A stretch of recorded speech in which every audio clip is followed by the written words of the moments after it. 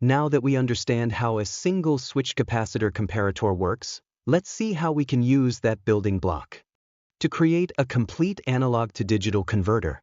Specifically, we're looking at a switch-capacitor 4-bit flash ADC. The name, flash, gives you a hint about its main advantage. It's very fast, like a camera. Flash, because it performs all its comparisons simultaneously. So, how do we build a 4-bit converter? Well, for a 4-bit resolution, we need to be able to distinguish between 16 different voltage levels. To define the boundaries between these 16 levels, we need 15 unique threshold voltages. This leads to our first key point. A 4-bit flash ADC requires 15 comparators. You can see this in the diagram, which shows a stack of comparators with outputs T1 all the way down to T15. This is a general rule for flash converters. For an n-bit converter, you will always need 2 to the power of n minus 1, 2 to the power of n1 comparators. Each of these 15 comparators is a switched capacitor comparator, just like the one we saw on the previous page. They all receive the same input voltage, VIN. But what makes them different? Each one compares VIN to a different reference voltage or threshold voltage. We have V_H1 for the first comparator, all the way to V_H15 for the last one. Where do these 15 different threshold voltages come from? The slide tells us they're generated by a resistor ladder.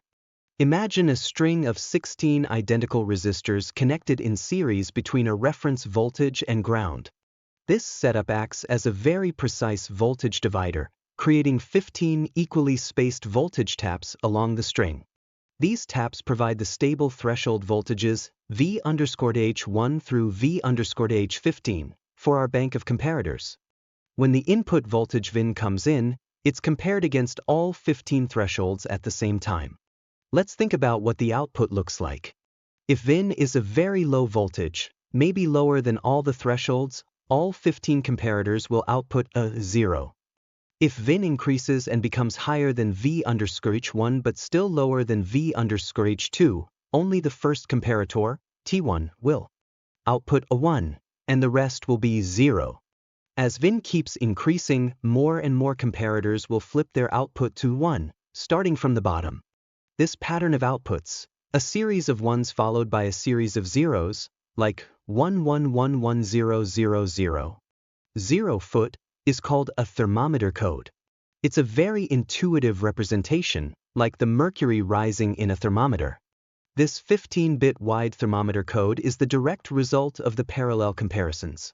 However, a 15-bit thermometer code is not our final 4-bit binary answer. We need to convert it.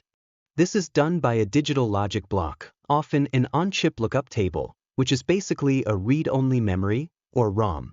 This digital block takes the 15-bit thermometer code as its input and outputs the corresponding 4-bit binary code.